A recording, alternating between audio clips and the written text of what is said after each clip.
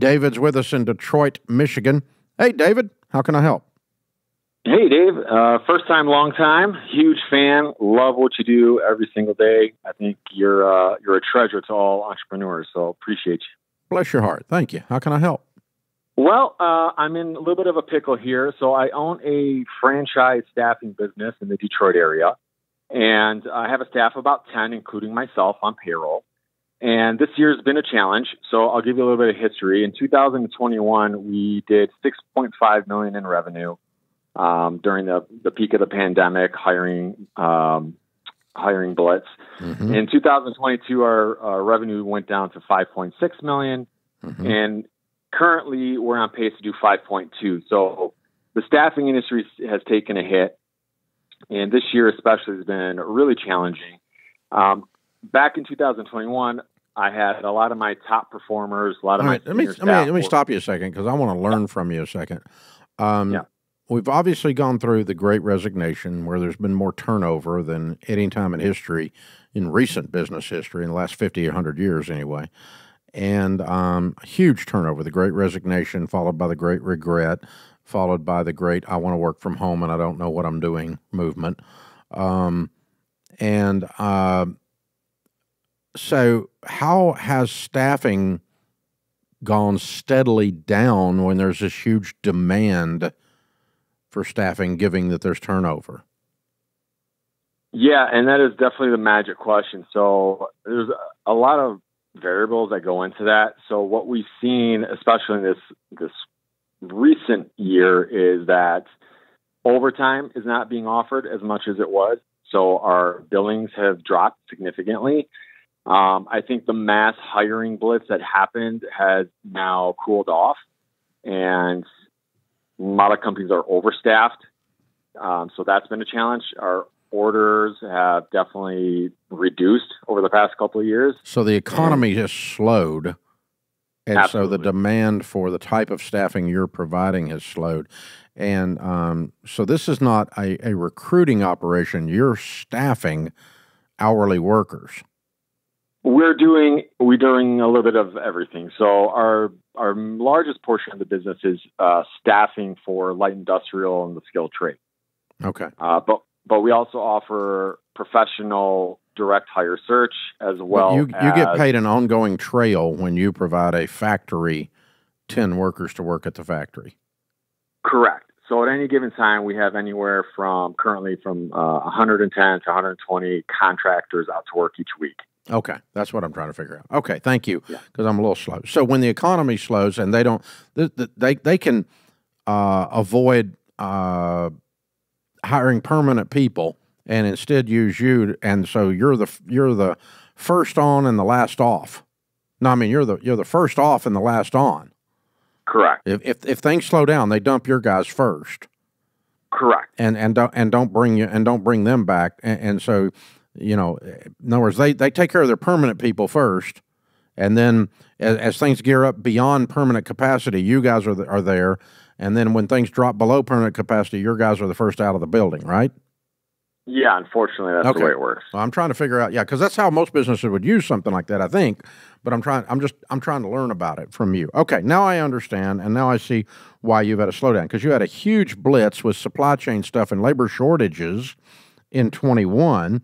22 it leveled off, and 23 we've got the economy slowing down, and so your revs are down. Now I understand. I'm sorry. Now, thank you for letting me catch up with you. Now, how can I help?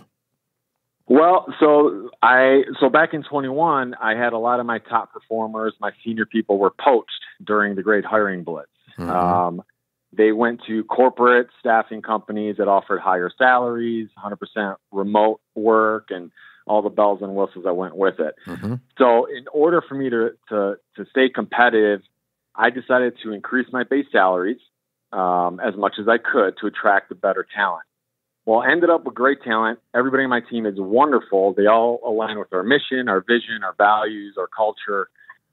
Except now I'm stuck with these high salaries, and I have some team members that are even bonusing, and we're not making any money. I've only had a few months where I've been profitable, and it's nothing to write home about.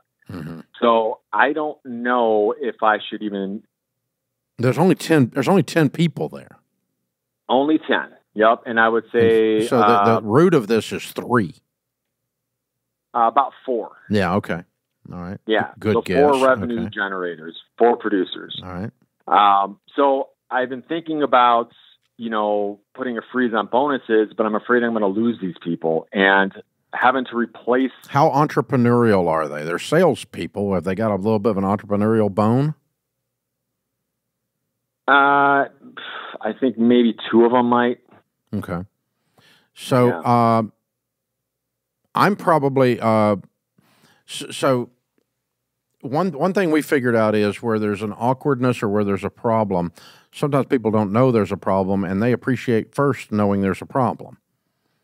And so there's an old story of Nehemiah was sent back to rebuild the walls of Jerusalem, and he didn't walk in and say, okay, we're going to rebuild the walls. He went around talking to all the nobles and the craftsmen and said, did y'all notice the walls are down? Did you notice there's a problem? Did you notice there's a problem? And he did that for about a month, and then one of them walked up to him and said, hey, did y'all notice, Nehemiah, did you notice the walls are down? He went, okay, now we're ready to rebuild, because now everybody knows there's a problem. And so I think we're going to start with that one. And so I'm going to sit down one-on-one with each of the 4 and tell them what you just told me. I did 6.5. I did 5.6. A bunch of people got poached. I've got really good talent. I'm down to 5.2. You guys are making more than I make, and I own the place. I'm not greedy, but this is weird, and I've got to rethink this, and there's a problem. And I'm not announcing anything. I'm just letting you know there's a problem. I'm not trying to tell you there's a layoff coming. There's not.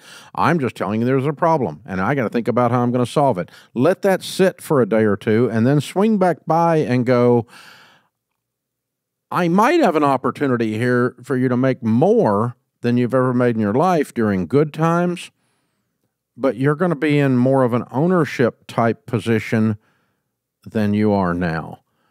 And so when the profits are there, you're going to get a big chunk of the profits, but you're not going to get a big chunk of the gross anymore. I think we're going to have to change our comp plan to follow the profitability of the company rather than the gross revenues. You might make more somewhere else, but I doubt it over a 10-year period of time, because I'm willing to share profits with you at an unbelievable level when there are more profits. But for right now, I need you guys to stick with me and help me turn this ship around. You will lose 1 or 2 of the 4 when you have this conversation, but you can't afford them anyway. Right. So yeah, and we've toyed with that, and we have been constantly talking about the challenges. So it's no secret that we're down. I don't have to give them ownership position to pay them off the bottom line. I've got 17 people at Ramsey that are paid off the same line. 100% of their income is off the same line I get paid off of, the bottom line of Ramsey. They're operating board members. And all of my operating board members are paid like partners in a sense.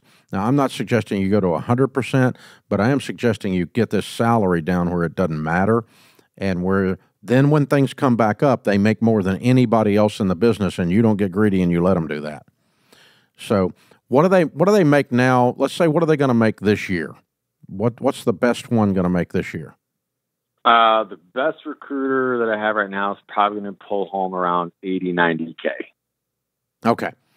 And so what if he could make 110 in the year that you made 6.5? You'd be just fine. Right? Right. I mean, if he made 110 because he was sharing in profits and had a smaller salary. So of that 90, how much is salary? That 90 right now, he's at 51. Yeah. Okay. Yeah, your salary pretty low already, buddy. That's bad. Okay, anyway, but still the concept stands. Math, I'm doing math is all I'm doing, is just saying from a comp standpoint, a comp design standpoint, I would try to convert them to getting more of the profit than they get now, or getting more of their income from a profit formula, and then that formula stays in place, and then you have to be emotionally ready for them to make a pile of money when you're making a pile of money later. More, like you may have the best paid people in the whole business, because you're not going to get greedy. If they ride down with you, they're going to ride up with you. And that's what we did here with these operating board members. And it also causes them to not just think about their job only. It causes them to think about the health of the whole business overall. And that's what you're looking for. So I'm going to reset these comp structures so they don't run you out of business. Ultimately, that's what I'm saying. So first, let's identify that there's a problem. Sit down and go, got any suggestions on how we reset comp? Because I don't mind sharing with you when times are good, but I can't go broke covering you right now. So we got to figure this out. I want you to eat. I don't want to lose you. But also, if this trend continues, we got to do something different. And we got to figure this out.